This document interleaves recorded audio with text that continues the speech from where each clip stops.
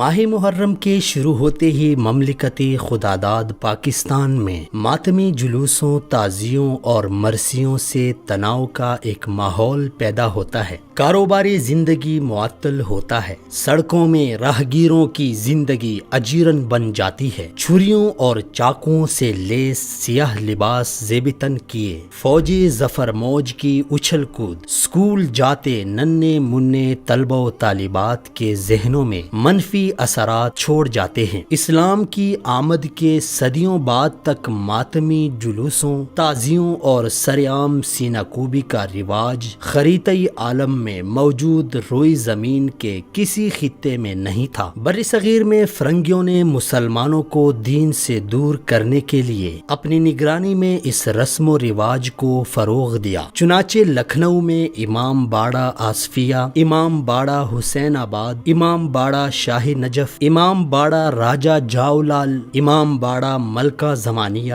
امام باڑہ ولایتی محل، امام باڑہ مغل صاحب، امام باڑہ حسینیہ تقی صاحب، امام باڑہ میر باقر سوداگر سمیت 140 امام باڑے فرنگیوں نے اپنی نگرانی میں تعمیر کروائے۔ فرنگیوں کا ہدف شاہ ولی اللہ کی تحریک کا اثر کم کرنا اور مسلمانوں کو خرافات و رسومات کے پیچھے لگانا تھا۔ حالات یہ تھے کہ لکھنؤ، پٹیالہ، کولکتہ، گوالیار وغیرہ میں طوائفوں بانڈوں کے بھی تعزیے نکلتے تھے۔ طوائفوں کے کوٹھوں میں سال بھر کالا علم لگا رہتا، لوگ اسی علامت سے طوائفوں تک رسائی حاصل کرتے اور محرم کے مہینے میں اسی علم کو اٹھائے طوائفوں کا ماتمی جلوس برآمد ہوتا تھا۔ بر صغیر میں آئی انگریز خواتین مسز میر حسن اور فینی پارکس نے تو قلم اٹھا کر خود سے تعزیے بھی لکھے۔ اسی طرح ولیم نائٹن کا مرثیہ بھی مشہور ہے۔ اب جس رسم و رواج کو انگریز کی آشیرواد حاصل ہو، انگریز کی جیب خاص سے اسے فروغ دیا جاتا رہا ہو، بھلا وہ کیسے محمدی عربی کا لایا دین ہو سکتا ہے؟ ستم ظریفی یہ ہے کہ فرنگیوں کے دور ظلمت اور غلامی میں تعزیوں اور ماتمی جلوسوں کے لیے مختص راستے آج بھی اسی طرح ہیں۔ انگریز نے جان بوجھ کر ان ماتمی جلوسوں کو سنیوں کے محلوں، مسجدوں، بازاروں کے سامنے سے گزارا تھا تاکہ وہ جب چاہیں فتنے کو چنگاری دے سکیں۔ انگریز بر صغیر سے بھاگ گیا، پاکستان کی صورت ایک سنی اسلامی جمہوری ریاست کا قیام عمل میں لایا گیا، آئین نیا بنا، قوانین نئے بنے، مگر ماتمی جلوسوں کے راستے وہی انگریز کے طے کیے۔ یہ کہاں کا انصاف ہے؟ ہر سال ان جلوسوں کی وجہ سے امن و امان کی صورتحال دگرگوں ہو جاتی ہے۔ سیکیورٹی کے نام پر اربوں روپے مقروض قوم کے ضائع ہو جاتے ہیں، تفرقہ اور انتشار کو فروغ ملتا ہے۔ منہ زور ذاکروں کی طرف سے صحابہ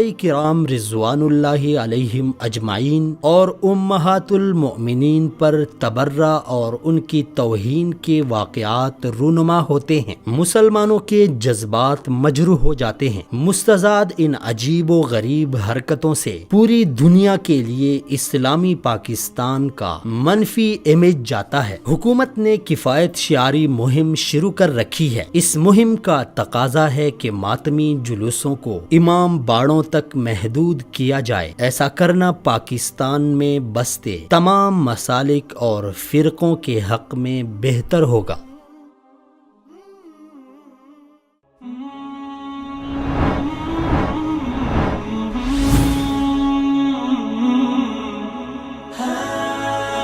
دنیائے اردو کا درخشاں ستارہ وصال اردو۔